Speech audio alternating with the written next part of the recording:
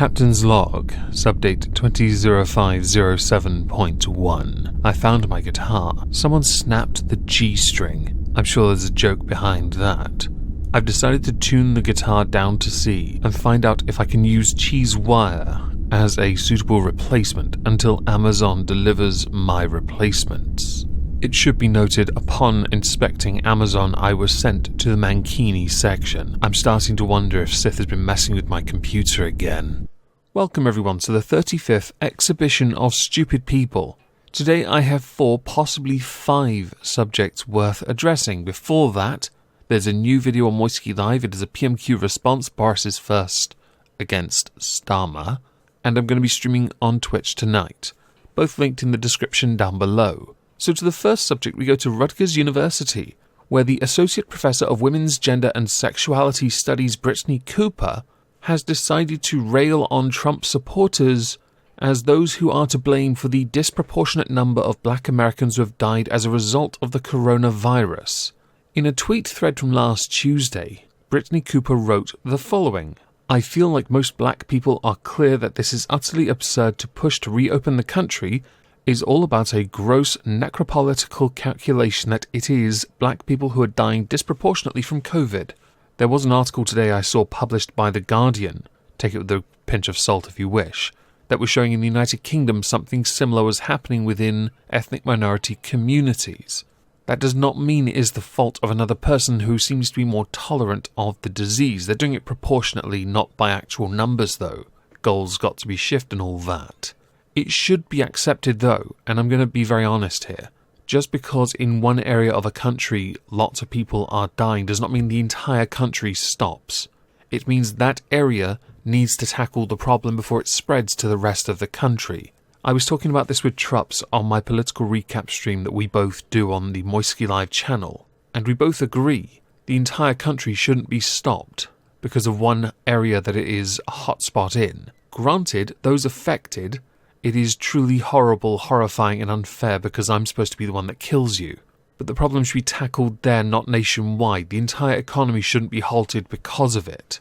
She continues with a Twitter thread that goes on for quite some time. You see it on the screen. It gets pretty messed up, with her pointing out that Trump supporters are literally willing to die from this messed up COVID response rather than admit that absolutely anybody other than him would have been a better president.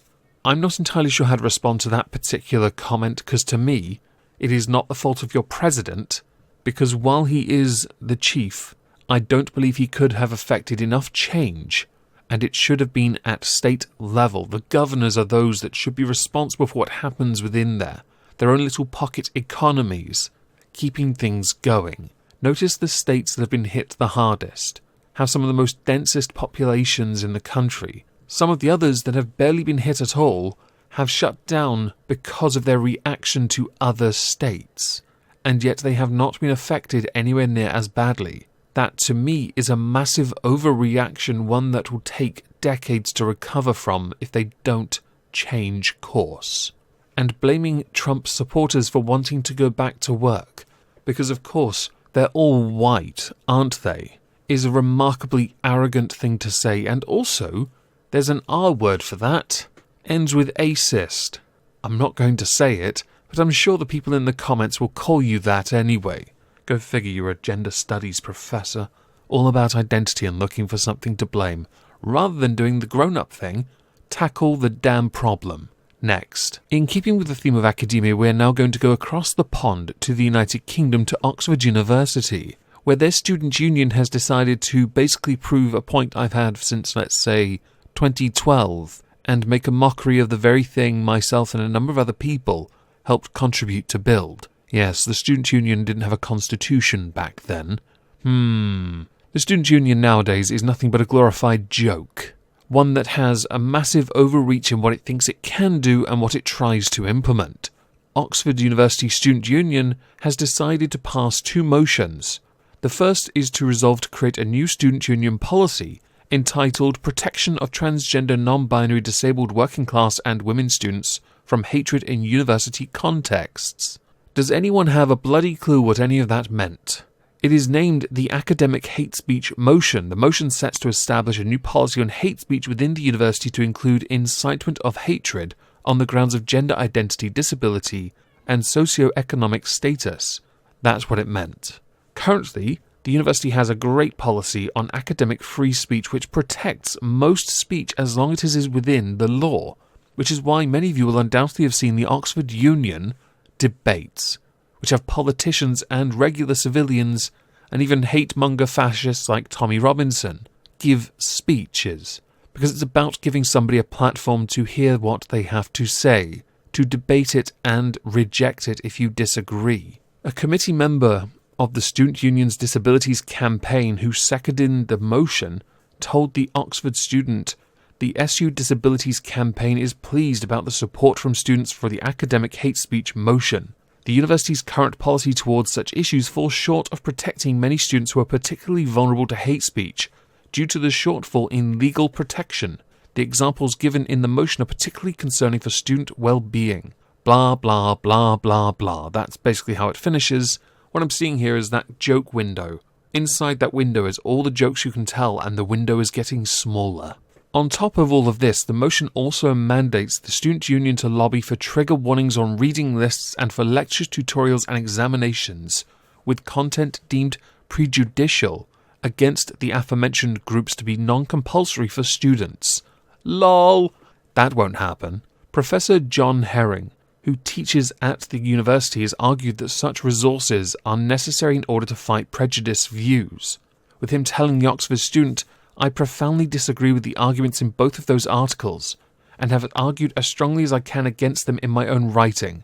It is only by reading the views of those we disagree with that we can show how weak their arguments are. Pretending that there are no ableist books or articles is not the way to combat and defeat ableism." The Student Council is the main democratic, decision-making body of the student union, and representatives who vote are typically college, JCR and MCR representatives.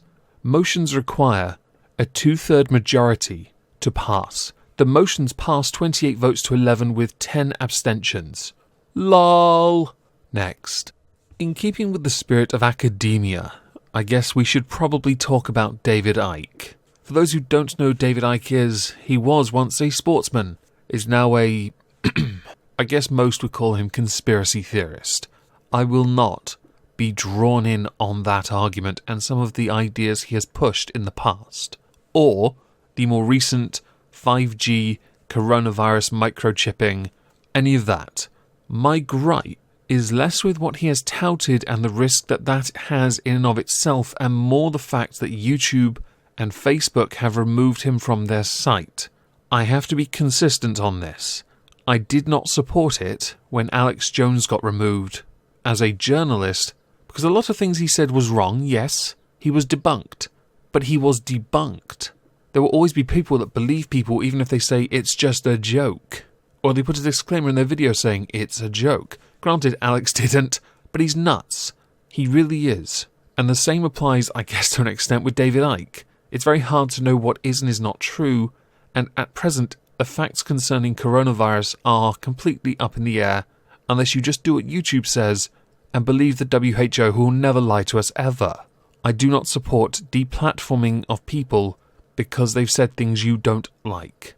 Granted, there is an edge of it possibly being dangerous because of what is currently going on with regards to COVID-19, I agree. But that does not mean you deplatform them. You just do what you did to Sargon of Akkad, and bury their channel to the point where he gets so close to 1 million subscribers but nobody sees his videos anymore. Why don't you just do that? But then again, David Icke was very clever, and he traced the people who actually owned up to getting him deplatformed, which fascinated me because the person who was claiming responsibility also happened to be one of those that worked for this company, who Rachel Riley happens to be a patron of. Rachel Riley is a very interesting person, a bit of a hypocrite. Yes, all about that free speech, but wants deplatforming. Nice. Classy even. Not at all frustrating in the slightest. Whether you believe what David Icke says or not doesn't matter. What matters is whether you support deplatforming because of ideas they present. I disagree with deplatforming because of ideas. They should be debated, discussed, and rejected if everyone agrees with it, or if a majority agrees with rejecting it. And not because some people are worried about misinformation. Misinformation on YouTube has been going for years. It's why you're still promoting CNN, which astonishes me considering the amount of misinformation they themselves push on a daily basis. As a preemptive warning, the last one is not academic related, but it is one of great interest to me. Alright guys, let's stay focused. We're getting distracted with numbers here. 500 subs. We gotta get to 500 subs. It's the only way I'm committing to a stream schedule. We're at 187. Like, I don't know what to tell you. A lot of creators have pounced on this, because it does come across as one-dimensional. The problem is, Amanda made a mistake. In a tweet here, she claims it's sarcasm. However, and this is the part that causes the problem, she deleted the stream on Twitch, so we can't go back and watch the thing to understand whether or not it was sarcasm or not. Deleting the evidence when everyone only has a clip to go by, therefore negates your excuse of context. You can't say you have context either because you deleted the context, which explains why you had a rather annoying, irritating argument with Keemstar on Twitter, where he kept replying to you and you just kept, quote, retweeting him. For those who don't know who Amanda Cerny is, she was very popular during the time of Vine. She is a relatively big YouTuber as well, and she has been doing live stream workouts during the quarantine. It's quite interesting, really. You can call her a thought if you want. I don't know if she was being sarcastic or not because she deleted the context, but people have pounced on this clip as if this clip is all that matters. Because of her past doing cringy comedy humour, but humour nonetheless, I'm inclined to believe that she might be telling the truth, but I can't prove it. I don't want to be repeating the points I made with Invader V a few weeks ago, and on that note I'm going to quickly say something. I made it seem like I was looking down at those who do ask for subscriptions. That's not what I meant, and I'm a bit of a hypocrite in that respect because I have a bits donation goal on my screens for streaming. I don't ask for it, but the point is still valid regardless. It's wrong to ask. And yes, I'm looking down at you all now. But if you have time to watch me, you have time to subscribe. And if you have time to watch me, you have time to comment and no lurking. I am joking, of course. Those, by the way, are two separate jokes from two separate Twitter threads I saw. Yes, someone did in fact get banned from another channel for lurking. I'll discuss it tomorrow. With all the subjects I cover, I'm very much interested to know what you think is the stupidest. I have a strange feeling the David Icke one's going to get some blowback, but I have to be semi-consistent. I don't agree with deplatforming. If I did, I'd be in unison with the student union in Oxford University, but I'm not. So please do let me know in the comments down below. If I don't see you on Twitch tonight, I hope you have a fantastic Thursday, and thank you all for listening.